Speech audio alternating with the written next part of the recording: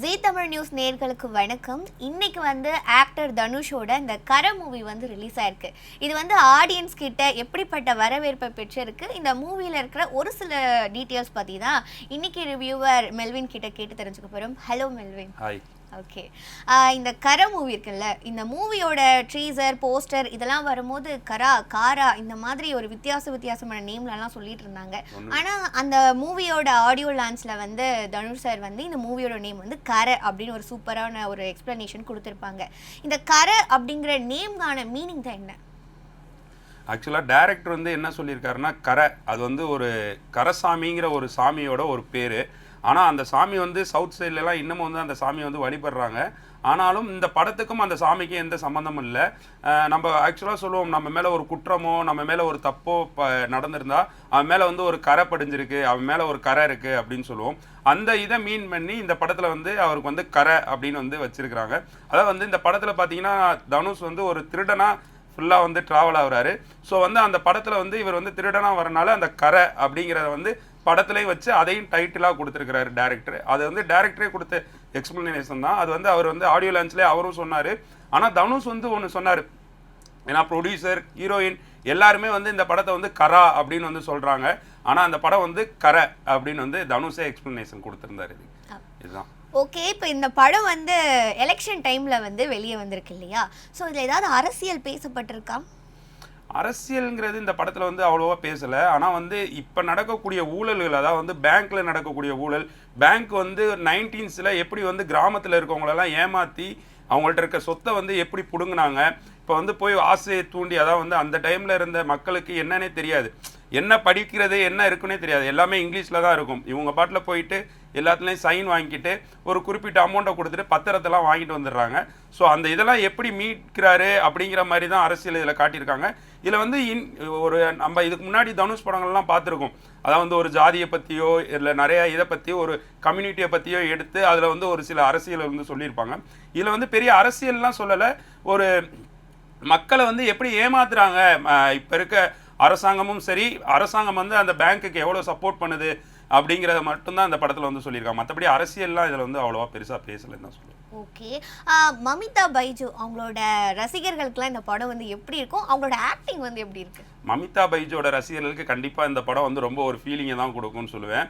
ஏன்னா அவங்க நடித்த டியூடு, அதுக்கு முன்னாடி வந்த எல்லா படங்கள்லையுமே ரொம்ப அழகாகவும் ரொம்ப க்யூட்டாகவும் அவங்களோட நடிப்புகளை நிறையா வெரைட்டியில் ரொம்ப க்யூட்டாக பார்த்து அவருக்குன்னே ஒரு தனி ஃபேன் பேஸ் இப்போ வந்துருச்சுன்னு தான் சொல்ல முடியும். அந்தளவுக்கு அவ்வளோ ஃபேன்ஸ் இருக்கிறாங்க. ஆனால் அவங்களாம் இந்த படம் பார்த்தாங்கன்னா இது மமிதா பைஜு ஆனால் என்னடா இப்படி பண்ணிட்டீங்களே அப்படிங்கிற மாதிரி கண்டிப்பாக ஃபீல் பண்ணுவாங்கன்னு தான் சொல்லுவேன். ஏன்னா நான் ரிவ்யூ கொடுத்ததுலேயே அதை தான் மென்ஷன் பண்ணியிருந்தேன். ஏன்னா எப்படி மமிதா பைஜு இந்த ஸ்டோரிக்கு ஓகே பண்ணாங்க, ஒருவேளை தனுஷுங்கிறனால இந்த ஸ்டோரிக்கு ஓகே சொன்னாங்களா, இல்லை ஒருவேளை நிறைய ஷூட் எடுத்துட்டு நம்ம டேரக்டர்ஸ் எடிட்டில் கட் பண்ணிட்டாங்களான்னு தெரில. எனக்கு தெரிஞ்ச கிட்டத்தட்ட ஒரு 5-6 சீனில் தான் வருவாங்க. பெரிய டைலாக்ஸ்லாம் எதுவுமே கிடையாது அவங்களுக்கு. ஒரு 2 டைம் தனுஷை லாஸ்ட்டாக தனுஷை ஒரு டைம் அடிப்பாங்க, அதுக்கு முன்னாடி 2-3 டைம் தனுஷை பார்ப்பாங்க, ஒரு டைம் ஜெயிலில் பார்ப்பாங்க. அந்த மாதிரி ஒரு 2-3 சீன் தான். தனுஷ் அவங்க வீட்டுக்கு வந்ததுக்கப்புறமும் மமிதா கூட்டிகிட்டு வர மாட்டார். கட்டின பொண்டாட்டியாகவே இருந்தாலும் ஒரு 3 நாள் கழிச்சு தான் கூட்டிகிட்டு வருவார்.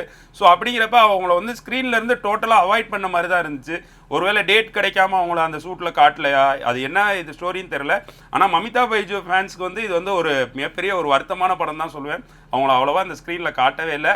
அது பார்த்த எல்லாருக்குமே வருத்தமாக இருந்துச்சு. என்னடா அவ்வளோ பெரிய ஹீரோயின் படத்தில் ஒரு 5 சீனில் சும்மா அதுவும் ஒரு வில்லேஜ் பொண்ணாக காட்டுறதுங்கிறது, அதை அவங்க ஒத்துக்கிட்டு நடித்ததுங்கிறதுக்கே அவங்களுக்கு பாராட்டு சொல்லலாம். ஆனால் அவங்க இந்த ஸ்க்ரீன் இந்த படத்தில் பெருசாக வரலைங்கிறது தான் ஒரு வருத்தமான செய்தி. ஓகே, அடுத்ததாக மலையாள ஆக்டர்ஸ் ஜெயராம் அண்ட் சூரஜ் இவங்களாம் நடிச்சிருக்காங்க. அவங்களோட ரோல்லாம் என்ன இந்த படத்தில்? கண்டிப்பாக அவங்க 2 பேரும் தான் இந்த படத்தில் ஒரு மெயின் ரோலே. ஜெயராம் சாரை பற்றி சொல்லி ஆகணும், எல்லா கேரக்டர்லையும் பயங்கரமாக பண்ணுவார். இந்த படத்தில் மெயினாக பேங்க் மேனேஜராக வராரு. ஸோ அவரோட க்ரைம் ஸ்டோரிஸ் தான் இந்த படத்தில் ஒரு மிகப்பெரிய ட்விஸ்ட்டை உண்டாக்கும். அவர் கொடுத்த கேரக்டரை ரொம்ப பிரமாதமாக பண்ணியிருந்தார். நிறைய இடங்களில் காமெடியும் அவரும் பண்ணியிருக்கிறாரு, ஒர்க் அவுட் ஆயிருக்கு. ஏன்னா ஜெயராம் சூரஜ் 2 பேருமே பயங்கரமான காமெடி ஆக்டர்ஸ் தான். ஸோ இவர் சொல்லவே வேணாம், சூரஜ் போலீஸ் கேரக்டராக வருவார், டிஎஸ்பி கேரக்டராக வருவார். ஸ்டார்டிங்கே டிஎஸ்பிக்கும் தனுஷுக்கும் தான் ஃபைட்டு. அங்கேருந்து ஒரு பகை உண்டாகும், அதுக்கப்புறம் அந்த பகை எங்கே முடியுது அப்படிங்கிற மாதிரி தான் படம் போகும். ஸோ 2 பேருமே மலையாளமில் வந்து இந்த 2 ஆக்டர்ஸுமே ரொம்ப பிரமாதமாக பண்ணியிருந்தாங்க. இவங்க 2 பேருமே படத்தில் வந்து ஒரு பயங்கரமான ஒரு பேக் போனாக இருந்தாங்கன்னு தான் சொல்ல முடியும். படம் இவங்க 2 பேரை வச்சு தான் நகரும். தனுஷ் 2 பேர், ஜெயராம், சூரஜ் 3 பேரை வச்சு தான் படமே ஃபுல்லாக ரன் ஆகும். ஓகே, நம்ம இப்போ மமிதா பைஜு பற்றி பேசிட்டோம், ஜெயராமன் அண்ட் சூரஜ் பற்றிலாம் பேசிட்டோம். இந்த கதையோட கதாநாயகன் தனுஷ் அவர்களோட ஆக்டிங் வந்து எப்படி இருக்கு?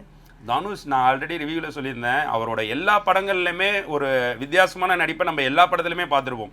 எல்லா படத்துலையுமே நான் சொல்லுவேன் அவரோட நடிப்பு ஏதோ ஒரு இடத்துல டிஃப்ரெண்ட் ஆகும், கேரக்டர்ஸ் வந்து அவர் செலக்ட் பண்ணுறது டிஃப்ரெண்ட் ஆகும்.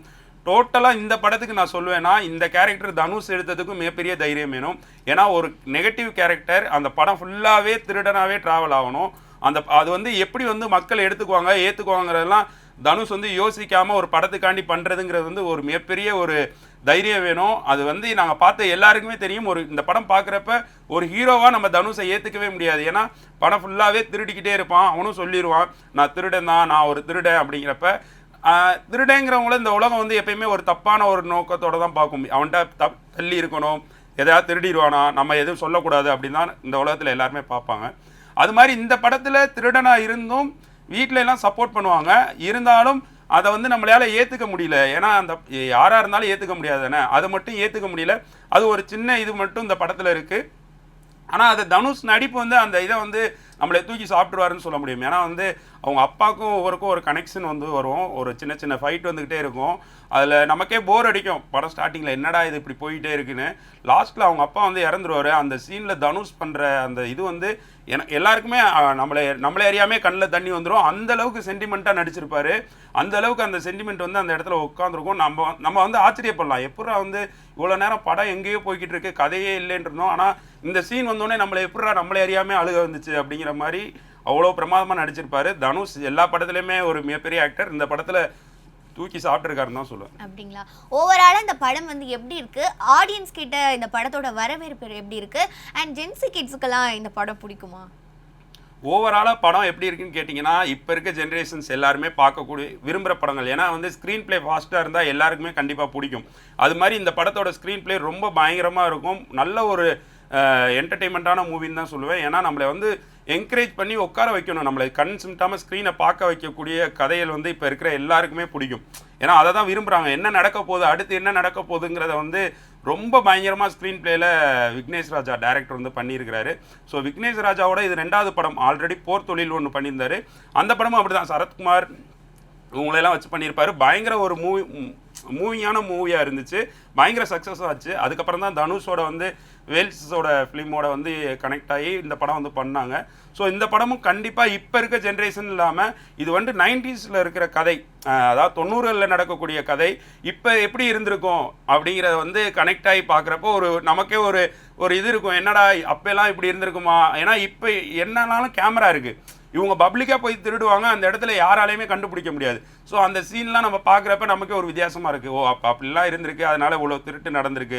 ஏன்னா அசால்ட்டாக திருடுவார் தனுஷ். அப்படியே போகிற வழியில் அடுத்து ஒரு பேங்க்கில் ஏறுவாங்க, பகலில் உள்ளே போவாங்க, துப்பாக்கியை காட்டுவாங்க, பணத்தை எடுத்துகிட்டு வருவாங்க. ஸோ அந்த மாதிரி சீன்ஸ்லாம் வந்து இப்போ இருக்க ஜென்ரேஷன் பார்க்குறப்ப இப்படிலாம் நடந்திருக்கு அப்படிங்கிற மாதிரி ஒரு வித்தியாசமான கதைக்களத்தை வந்து டைரக்டர் கொடுத்துருக்காரு. ஸோ இப்போ இருக்க ஜென்ரேஷன் இல்லாமல் எல்லா ஜென்ரேஷனுக்கும் இந்த படம் வந்து கனெக்ட் ஆகும். தனுஷ் ஃபேன்ஸ் கண்டிப்பாக இந்த படத்தை கொண்டாடுவாங்க. எல்லாருமே கர்ணனை கொண்டாடினாங்கன்னா இந்த படத்தை அதுக்கு மேலே கொண்டாடுவாங்க. ஏன்னா அந்த அளவுக்கு படம் வந்து ரொம்ப நல்லாவே அமைஞ்சிருக்குன்னு சொல்லுவோம். Okay, thank you Melvin. கரா மூவி பற்றி ஒரு சில நல்ல அப்டேட்லாம் கொடுத்துருக்கீங்க. இது வந்து தனுஷ் ஃபேன் மட்டும் இல்லாமல் ஃபேமிலி ஆடியன்ஸ், எல்லா விதமான ஆடியன்ஸும் இந்த படத்தை போய் கண்டிப்பாக பார்க்கலான்னு நம்ம மெல்வின் சொல்லியிருக்காங்க. இதே மாதிரி இன்னொரு மூவி ரிவ்யூவோட உங்களை வந்து சந்திக்கிறேன்.